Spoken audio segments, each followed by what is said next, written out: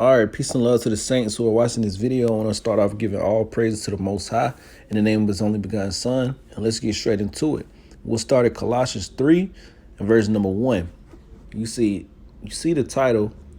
A man came in and added this, like this is the summary of the chapter. This is not what I'm saying, by the way. But the word that's on my mind today is mortify, which means discipline, right? So verse 5 says, mortify therefore your members which are upon earth, which means mortify your mind and your earthly body. Discipline your mind and earthly body of these things: fornication, uncleanness, inordinate affection, evil concupiscence, and covetousness, which is idolatry. So you want to get rid of all these things out of your mind and body every single day, right? Fornication, which is always wanting to do sexual things with, if you're a woman, you always want to do sexual things with a man. And if you're a man, you always want to do sexual things with the woman, right? Who's not your wife, by the way, or husband. Uncleanness, which is, that's self-explanatory. Inordinate affection. I mean, you're not showing any love towards anyone or even yourself. Evil concupiscence and covetousness, which is idolatry. You always want earthly stuff. You want the new car, the new house. You want the most money.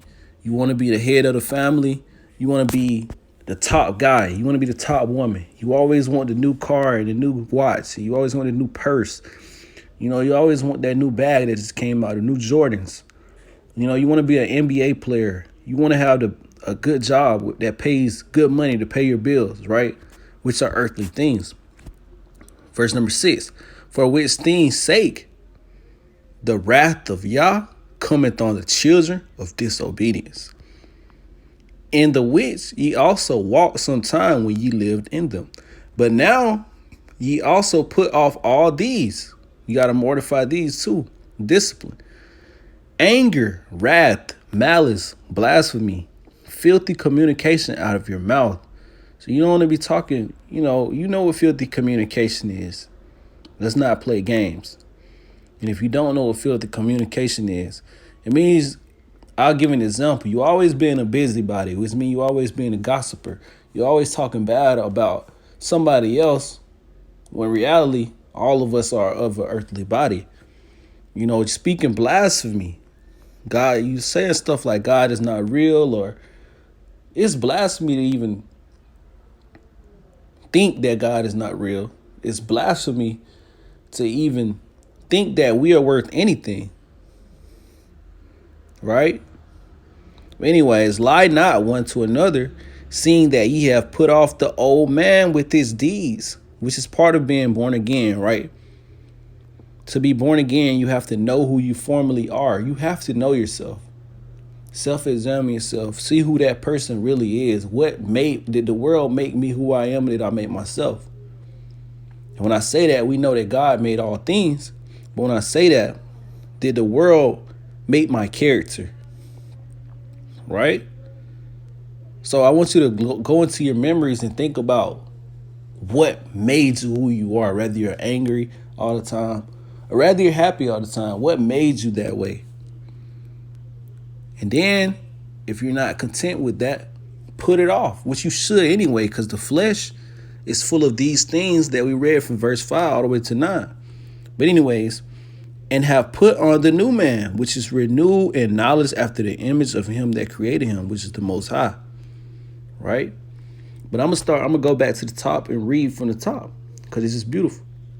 If ye then be risen with the Mashiach, the Messiah, the one of the world ignorantly calls Jesus, seek those things which are above, which are heavenly things, spiritual things, where the Messiah himself sitteth on the right hand of the Most High, which means he sit in power of the Most High. Set your affection on heavenly things, or things above, not on things on earth. For ye are dead. Look, everything on earth is dead. I know it appears like it's life, and it appears as the angel of life. This new money, this new car, this new job, this new girlfriend, all of it is vanity. You read that in the book of Ecclesiastes, the whole chapter, Ecclesiastes 1 through 12. you'll read that all is vanity, right? So that's why it says in your life is hid with the Messiah and God, because the Messiah, God is a spirit that gives you life. It's the spirit that makes you alive, not your flesh. When the Messiah, who is our life, check that out, shall appear, then shall ye also appear with him in glory, which goes into that the lesson I gave about how the Messiah is really coming back. He's coming back glorified in the saints, right? Which you are the temple of the Most High, but you have to be obedient to the Most High. You can't serve sin. You can't have two masters. You can't have make money your God and earthly things your God, and try to make spirituality your God. That's just, the two things don't mix. And when you get into spirituality, remember there are demons. There are evil spirits. So you have to try every spirit, whether they be of the spirit. Let's get that. 1 John 4 and verse number 1.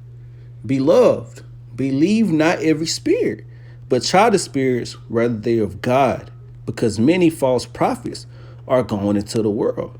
Hereby know ye the spirit of God. Every spirit, look, the spirit has to confess, not the mouth, right? The spirit. So that means their works have to confess that the Messiah is coming in the flesh,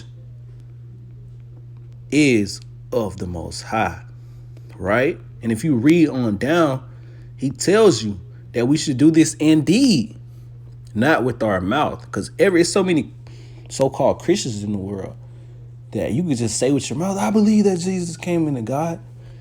I believe that Jesus came in the flesh. But check this out. And then I'm going to wrap this up, right? Because this video is about disciplining your members. But may the word leads me where it leads me, right?